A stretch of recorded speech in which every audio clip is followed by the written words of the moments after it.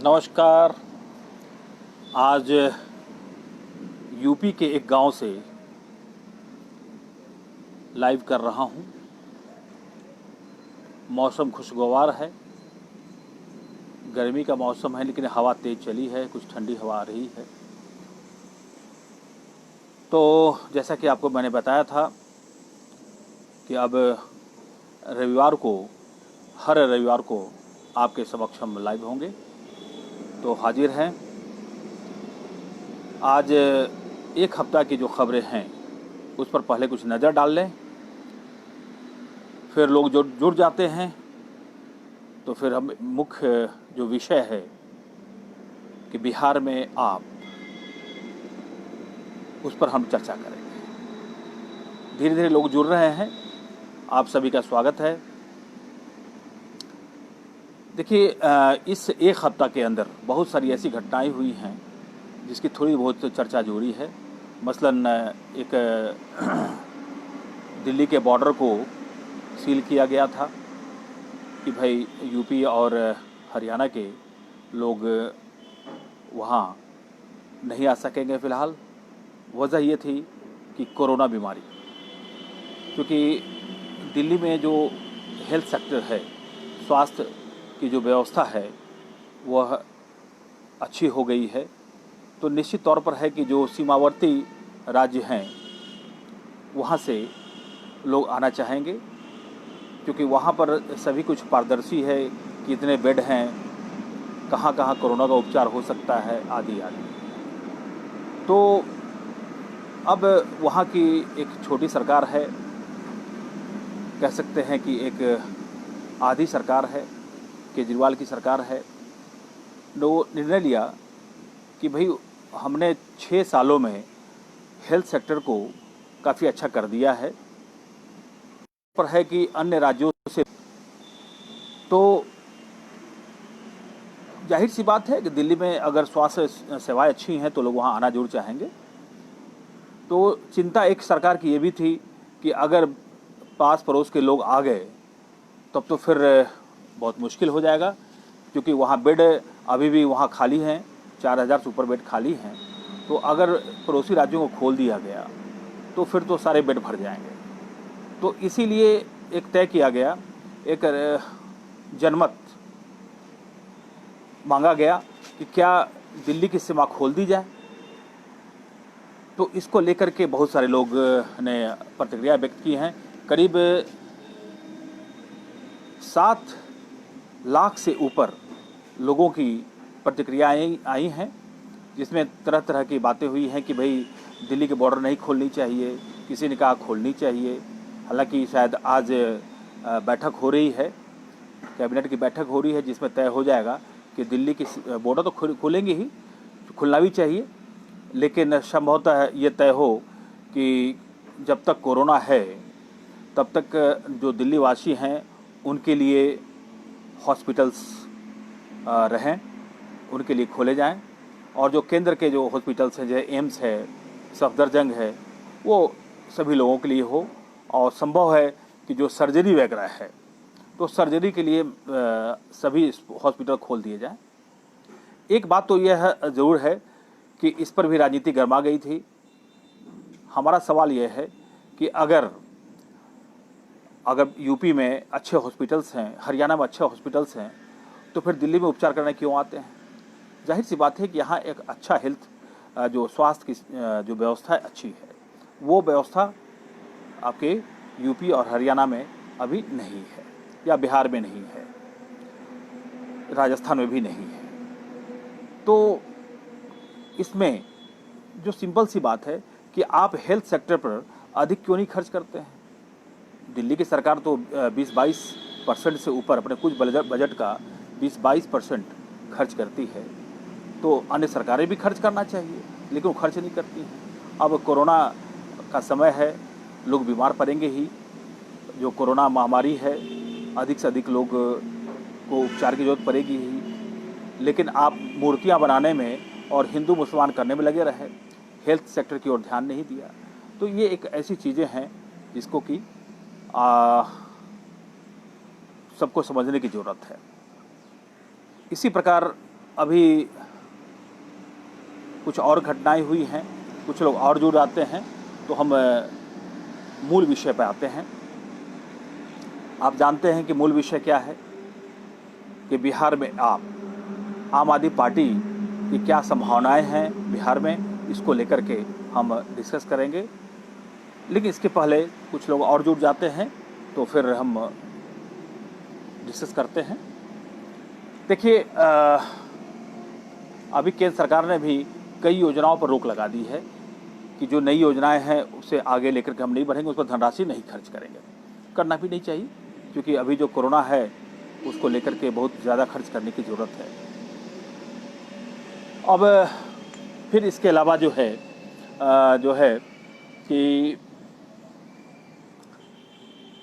अभी केजरीवाल जी ने भी दिल्ली में जो बेड हैं, कि हॉस्पिटल्स में कितने बेड हैं, उसे लेकर के एक ऐप लॉन्च किया है, जिससे पता चल जाएगा कि निजी या जो गवर्नमेंट हॉस्पिटल्स हैं उसमें कितने बेड हैं, ताकि जो कोरोना के जो मरीज़ हैं उनको बहुत आसानी हो। तो मोटा मोटी ये एक अच्छी पहल है स्वास्थ्य की दिशा में, और हर सरकार को यह पहल करनी चाहिए। अब हम चलते हैं सीधे मूल विषय को लेकर के। मूल विषय जिसमें आपसे हमने कहा है कि आज हम चर्चा करेंगे कि बिहार में आपकी क्या स्थिति है। चुनाव वहाँ होने वाले हैं, चूँकि अब बिहार चुनाव आयोग ने भी घोषणा कर दी है, सभी डीएम के साथ बैठक की थी कि आप जितने भी मतदाता सूची है उसका प्रोडक्शन करिए, रिवाइज करिए। तो इसका मतलब है कि अब बिहार चुनावी मोड में आ गया है। तो इसे लेकर के सभी पार्टियां भी अब चुनाव में अपनी पूरी ताकत झोंक देना चाहती है। आम आदमी पार्टी एक नई पार्टी है, और लोकसभा चुनाव लड़ने के बाद सबसे 2014 में, फिर इस बार जो 2019 में जो लोकसभा चुनाव हुआ था उसमें 2-3 सीटों पर चुनाव पार्टी लड़ी थी, लेकिन अपेक्षित सफलता नहीं मिल पाई थी। दरअसल आम आदमी पार्टी को लेकर के एक परसेप्शन है कि यह दरअसल में कोई राजनीतिक पार्टी नहीं है, बल्कि आंदोलन से एक उपजी पार्टी है जिसकी रणनीति लोगों को समझ में आती नहीं है। हालांकि दिल्ली के लोगों को समझ में यह रणनीति आ गई है, और यही कारण है कि दूसरी बार केजरीवाल की सरकार सत्ता में आई, और वह है काम की राजनीति। अन्य पार्टियों की तुलना में यह पार्टी कभी यह दावा नहीं करती है कि अगर हमने दिल्ली जीती है तो पूरा सभी राज्य जीतेंगे, क्योंकि इसकी रणनीति कुछ अलग है। अब इसकी रणनीति क्या है भाई, क्योंकि आम लोगों को समझ ही नहीं आती है कि भाई रणनीति का, जो दिल्ली में लोग रहते हैं या जो वर्कर हैं, जो इनके चूँकि ये एक मिशनरी जेल में जो लोग काम कर रहे हैं, वो लोग पार्टी के लिए अपना तन मन धन न्यौछावर कर चुके हैं। और वो इस पार्टी में वैसे लोग हैं जो निस्वार्थ भावना से, जो अपने क्षेत्र की राजनीति को बदलना चाहते हैं। वहाँ जो एक जड़ता छाई हुई है वहाँ की पार्टियों में, क्योंकि वही कांग्रेस, वही बीजेपी, फिर वही जदयू या वही राजद या जो भी चीज़ें हैं, तो जो पारंपरिक पार्टियां की वो कोशिश होती है कि सत्ता को हथियाना। अब एन केन प्रकारेण, चाहे वो हिंदू मुस्लिम की बात हो, चाहे वो जाति के जरिए हो, चाहे झूठ बोलकर या जैसे भी हो, वो सत्ता हथियाना चाहती है। इसके मुकाबले जो आम आदमी पार्टी अपने दिल्ली मॉडल को लेकर के, जो दिल्ली मॉडल उसने जो स्थापित किया है, उसके सहारे भारत के अन्य राज्यों में वो अपने विस्तार करना चाहती है। पिछली बार पंजाब में अपेक्षित सफलता नहीं मिल पाई। वजह ये थी कि इसका क्या मॉडल है लोगों को समझ नहीं आया था, और दूसरी चीज़ ये है कि वहाँ की जो राजनीति है, जो पंजाब की जो राजनीति है, उस राजनीति में अकालियों का भी एक वर्चस्व है वहाँ पर, तो और कांग्रेस तो खैर है ही वहाँ, जो इसी का आम आदमी पार्टी चूँकि वहाँ बहुत अधिक सफलता अर्जित नहीं कर पाने के पीछे कारण ये रहा कि कांग्रेस ने इसके बीच की जो गैप था अकाली और आम आदमी पार्टी के बीच का जो है, उस गैप को उसने भुना लिया और सत्ता में यह पार्टी आ गई। फिर एक फैक्टर जो है सिद्धू फैक्टर भी था कि सिद्धू पहले आम आदमी पार्टी ज्वाइन कर करके वो चाहते थे कि मुख्यमंत्री के रूप में हमको प्रोजेक्ट किया जाए और फिर वहाँ चुनाव लड़े, तो वहाँ पे अपेक्षित सफलता इसलिए भी नहीं मिल पाई और उसके बाद फिर टूटना बिखरना चलता रहा। लेकिन अब पुनः सुनते हैं कि पंजाब में पार्टी अब अच्छे पोजीशन पर आ रही है। तो अभी खैर चुनाव वहाँ काफ़ी दूर है अभी, लेकिन इसके पहले बिहार में चुनाव होना है नवंबर में। अब नवंबर में पार्टी की क्या रणनीति रहेगी, इसको लेकर के राजनीति गरमा गई है अभी, क्योंकि बिहार में जितने भी लोग काम कर रहे हैं, इनके वर्कर हैं, पदाधिकारी हैं, वो ज़बरदस्त उनमें उत्साह है। उत्साह के पीछे जो कारण है वो कारण है कि जो प्रवासी मज़दूर हैं, जो बिहार के जो प्रवासी मज़दूर हैं, उनको भेजने में बहुत ही अधिक सक्रियता केजरीवाल सरकार ने दिखाई, साथ ही संजय सिंह ने दिखाई। आप पूछेंगे इसमें क्या क्या सक्रियता रही, तो पहले तो आरोप लगाया जा रहा था क्या कि आनंद विहार में भर भर करके लोगों को पहुंचाया मज़दूरों को, जबकि यह एक खालिश एक आरोप था, इसमें सच्चाई नहीं थी। क्योंकि दिल्ली की सीमा में राजस्थान होते हुए या हरियाणा होते हुए लोग दिल्ली आते हैं, फिर उसके बाद बिहार जाते हैं, क्योंकि रूट यही है। तो अब क्या हुआ कि लॉकडाउन होने के बाद मोदी जी ने ट्रेन चलाई नहीं, बसें जो है कम चली, बस बिल्कुल बंद हो गया, सीमाएं सील हो गई। नतीजा जो मज़दूरों को सबसे दिक्कत आई, जो बिहारी मज़दूर थे या प्रवासी अन्य राज्यों के जो मज़दूर थे, उनको दिक्कत आई। इस क्षेत्र में जो सबसे अच्छी पहल हुई वो दिल्ली सरकार ने पहल की कि कम से कम 10 लाख लोगों को प्रतिदिन खाना खिलाना, लंच और डिनर देना। और इसको लेकर के हालांकि कुछ लोगों में राजनीतिक सरगर्मियां भी रहीं, कुछ लोगों ने कहा कि नहीं, यह सब तो हवाबाजी है। तो इस पर जो है केजरीवाल जी ने एक चैनल को कहा कि आप हमारे चैलेंज को स्वीकार करें और आकर देखें कि किस किचन में 10 लाख लोगों का खाना बनता है या नहीं बनता है। तो हर ज़िले में, दिल्ली के हर ज़िले में कम से कम औसतन जो है 10 किचन हुआ लोगों को देखने को मिला, और यह बिल्कुल साबित हुआ कि 10 लाख लोगों को खाना खिलाया जाता है। उस दूसरी पहल जो केजरीवाल सरकार ने की कि जो भी मज़दूर हैं उनको रोकने की कोशिश की कि आप यहाँ रुके रहिए, और चूँकि बहुत जल्दी हम लॉकडाउन खोल रहे हैं, और उन्होंने खोला भी, और आर्थिक गतिविधियाँ शुरू होंगी, फैक्ट्रियाँ शुरू होंगी, ऑफिस शुरू होंगी, तो आप यहाँ रुकें। लेकिन अब मज़दूरों में क्या है कि इस कोरोना महामारी को लेकर एक दहशत, एक डर समाया कि चलो हम कोई काम धाम तो अब है नहीं, चलो घर चलते हैं। तो जब उन्होंने जिद ठान लिया कि घर चलते हैं, तो फिर सरकारों के लिए दिक्कतें आ गई। अब ट्रेनें थी नहीं, जो ट्रेनें जो है कम से कम जो है 2 करोड़ से ऊपर लोगों को पहुंचाने का काम करती है प्रतिदिन।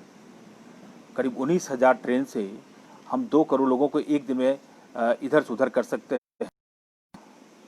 मुश्किल से 100 ट्रेनें चलाई गई।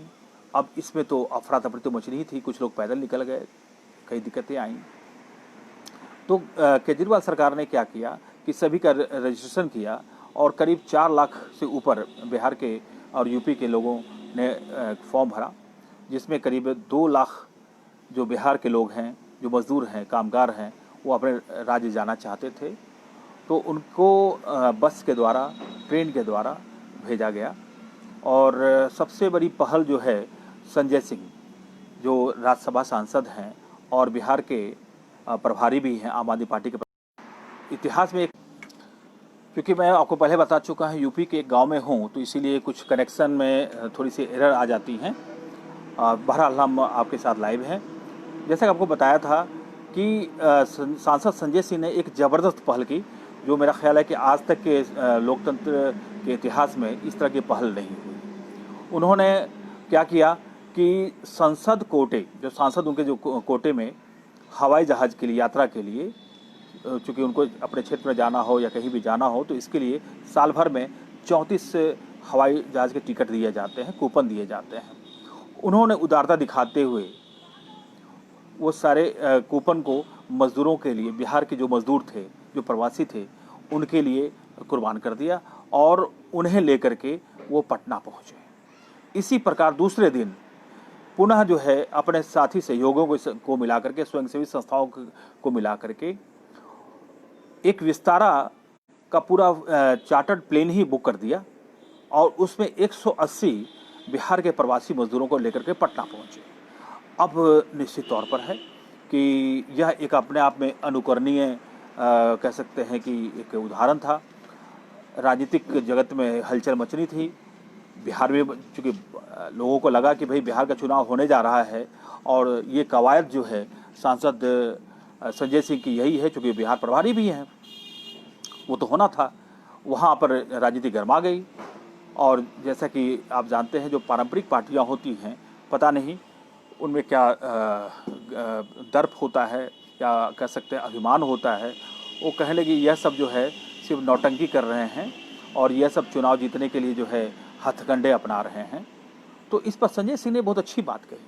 उन्होंने कहा कि चलिए, मैं अगर नौटंकी कर रहा हूँ, अगर हथकंडे अपना रहा हूँ अगर चुनाव जीतने के लिए, तो मैं ईश्वर से प्रार्थना करता हूँ कि सभी लोग ऐसा ही करें, सभी पार्टियाँ ऐसा ही करें, सभी सांसद ऐसा ही करें। बिल्कुल ये एक अपने आप में एक करारा तमाचा था उनके लिए, जो हर चीज़ में राजनीति ढूंढते हैं। अब ये तो जाहिर सी बात है कि अगर हम वो परेशान थे, बिहार के जो प्रवासी हैं बहुत सारे लोग परेशान थे। अगर उनको ट्रेन जो है बहुत कम जा रही हैं, बसें भी भिजवाया जा रहा है, जो भी उनके पास आर्थिक संसाधन थे उसके द्वारा करीब 45 से ऊपर जो है बसें चलवाई गई। संजय सिंह ने वहाँ भिजवाया। इसके अलावा आम आदमी पार्टी सरकार ने ट्रेनें भिजवाई। कुल मिलाकर के अब प्रवासी मजदूर जो है, जो बिहार के मजदूर, वो घर जाना चाहते थे और लेकिन सरकार जो है पता नहीं क्या दिक्कत क्या आ गई कि ट्रेन अधिक व्यवस्था ही नहीं किया। अब ट्रेनें नहीं होंगी तो लोग पैदल जाना चाह रहे थे। तो उससे बेहतर है कि भाई उनको जो है इतना बड़ा त्याग करके कि प्लेन का टिकट उनके लिए दे दिया। ये बहुत अनुकरणीय है। अगर हमारे 540 जो लोकसभा सदस्य हैं, इसके अलावा राज्यसभा के 250 हैं, तो कुल मिलाकर के आप जोड़ लें तो 790 सांसद होते हैं। अगर 790 सांसद भी अगर उदारता दिखाते तो कम से कम 26,000 से ऊपर लोगों को उनके घरों तक पहुंचाया जा सकता था हवाई जहाज़ के माध्यम से। जो आज इतनी सड़कों पे जो मौतें हुई या ट्रेन प्लेटफॉर्म पे मौतें हुई, तो ये सबसे हम लोग बच सकते थे। लेकिन वोट तो लेते हैं जनता से, गरीब जनता से, लेकिन उनकी जो हेल्प करने का मौका आता है जब, तो उस समय वो बंगले झांकने लगते हैं। तो यह राजनीति नहीं है। तो इस प्रकार की ये जो राजनीति है, ये एक अजीब तरह की राजनीति है जिसे देख करके लोग चौंक रहे हैं, भाई ये क्या हो रहा है। तो बिहार में गतिविधियां तो बंद हो गई हैं। वहाँ के प्रदेश अध्यक्ष सुशील कुमार सिंह हैं, युवा हैं, मुश्किल से 36 से 37 साल के हैं और लग गए हैं। लोग कह रहे हैं कि संभव नहीं है, आम आदमी पार्टी यहाँ क्या करेगी। लेकिन जहाँ तक जो इनपुट्स आ रहे हैं, चूँकि हर ज़िले में ये मान के चलें कि कम से कम 5,000, 6,000, 7,000 जो बिहारी जो प्रवासी मजदूर हैं, दिल्ली से, बॉम्बे से, कलकत्ता से सब पहुँचे हैं और वहाँ की जो क्वारंटाइन सेंटर की जो स्थितियाँ देखी या वहाँ की जो व्यवस्था देखी, वहाँ के जो हॉस्पिटल्स हैं, वो सारी चीज़ें देखने के बाद उनको लगा कि भाई कुछ चेंज करना चाहिए, बदलना चाहिए।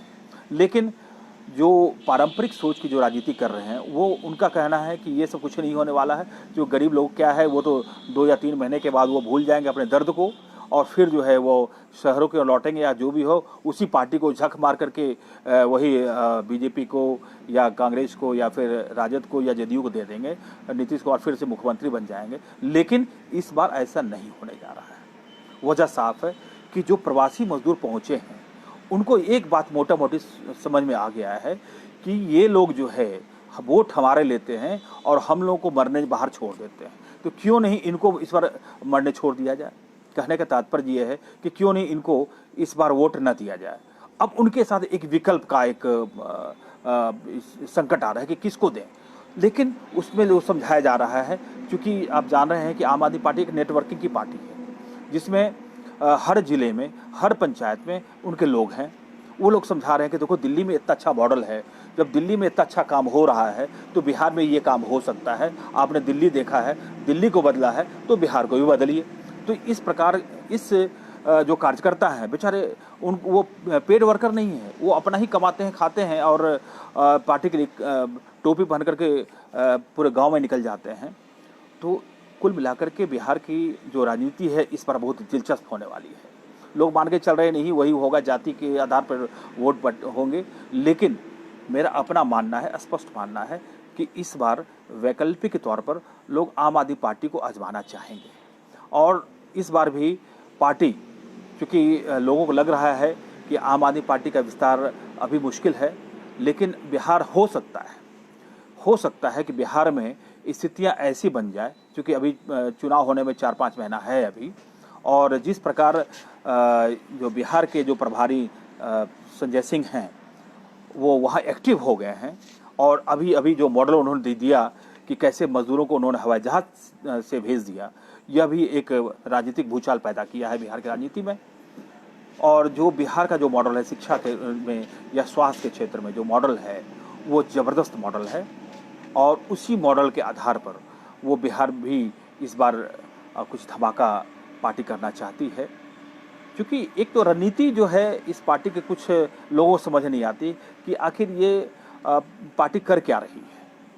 मोटे मोटे तौर पर मैं बता दूं, क्योंकि इस पार्टी से चूँकि प्रवक्ता होने के कारण भी मैं आपको बता दूं कि सभी पंचायतों में लोग वहाँ पहुँच चुके हैं, और जो कार्यकर्ता हैं उन्हें छोटे छोटे टोलियों में घर घर में जा करके लोगों को बता रहे हैं, दिल्ली मॉडल के बारे में बता रहे हैं, लोगों को समझा रहे हैं कि आज ये आज़ादी के इतने साल के बावजूद भी आपको बिहार से भागना पड़ रहा है, दिल्ली बम्बई, क्यों नहीं आप जो है भागने के बदले बिहार ही बदल डालते हैं। तो वो मज़दूरों को समझ में आने लगा है। लेकिन कुछ एक तबका है जो कहता है कि भाई ये गरीब जो है वो पैसे पे भी बिक जाएंगे। अब ये तो वक्त बताएगा कि वो बिकते हैं या कि फिर इन लोगों को पैसा लेने के बाद भी पता चला कि दिल्ली के स्टाइल में ही, जो केजरीवाल कहा करते थे गरीबों से, या जो भी जब भी वो भाषण देते थे तो कहते थे कि अगर पार्टियां तुम्हें पैसा देने आती है तो अपने अपने पास रख लेना और वोट आम आदमी पार्टी को करना। तो इसको लेकर के बहुत सारी जो राजनीतिक टीका टिप्पणी भी हुई कि इस तरह तो यह भ्रष्टाचार आप बढ़ावा दे रहे हैं। तो इस पर केजरीवाल जी ने बड़ी अच्छी बात कही कि ये जितनी पार्टियां हैं भ्रष्टाचार से बहुत पैसा कमाई हैं, इसीलिए वो पैसा तुमको अगर देती हैं तो रख लेना और वोट एक ईमानदार आम आदमी पार्टी को देना। तो बिहार में संभवतः इस बार ऐसा ही होने जा रहा है। अब यह तो समय बताएगा कि आम आदमी पार्टी उस रणनीति में कितनी कामयाब होती है और क्या वो वहाँ पर सत्ता ले पाती है या नहीं ले पाती है। लेकिन इतना तय है कि एक विकल्प के तौर पर, एक मजबूत विकल्प के तौर पर आम आदमी पार्टी बिहार में कुछ धमाका जरूर करेगी, ये ऐसा हमारा मानना है। क्योंकि उधर जदयू है, जदयू से लोग नाराज़ हैं, बहुत भयानक नाराज़ हैं। जो प्रवासी मजदूर पहुँचे हैं बहुत ही नाराज़ हैं। अब बीजेपी में भी छटपटाहट है। बीजेपी में कोशिश ये है कि मुख्यमंत्री हमारा बने तो अच्छा है, और बीजेपी में वो ऐसी ताकत नहीं है कि वो पूरे 243 सीट पर लड़े। तो जदयू और बीजेपी मिलाकर 243 सीट पर लड़ने जा रही है। राजद इलेक्शन का कुछ दिक्कतें हैं, प्रॉब्लम है, जो गांव में बैठा हुआ हूं तो थोड़ी सी दिक्कतें हैं। तो इस प्रकार जो है बिहार में आम आदमी पार्टी की जो स्थितियां हैं इस बार कुछ अच्छी होने की उम्मीद है। क्योंकि हर जिला में, हर पंचायत में उसके कार्यकर्ता मनयोग से जुड़ चुके हैं, और जो भी प्रवासी गए हैं बसों से गए हैं, क्योंकि जो वहाँ के अखबारों में भी छपा है, और वहाँ पर जो भी प्रवासी मजदूर गए हैं उनका स्वागत उन्होंने किया है। और जो भी प्रवासी मजदूर वहाँ तक अपने गांव में पहुँचे हैं वो भी कह रहे हैं कि इस बार तो हम आम आदमी पार्टी को देखेंगे। यह अब वक्त बताएगा कि क्या होता है या क्या नहीं होता है, क्या एक मजबूत विकल्प के रूप में आम आदमी पार्टी उभरती है अथवा नहीं उभरती है। लेकिन यह ज़रूर है कि एक ज़बरदस्त चुनौती आम आदमी पार्टी की ओर से बिहार में इस बार दिया जाने वाला है, और हम लोग अब इंतज़ार करेंगे। आपका बहुत बहुत शुक्रिया। अगर कोई सवाल हो तो हम इसे देख लेते हैं, और हम जो लोग जुड़े हैं हम उनका पुनः धन्यवाद करते हैं। और यह था आज का विषय, बिहार में आप क्या विपक्षी पार्टियों को करेगी साफ। तो हमने आपको मोटा मोटी आम आदमी पार्टी के बारे में और आम आदमी पार्टी की रणनीति और बिहार के बारे में आपको हमने बताया। धन्यवाद।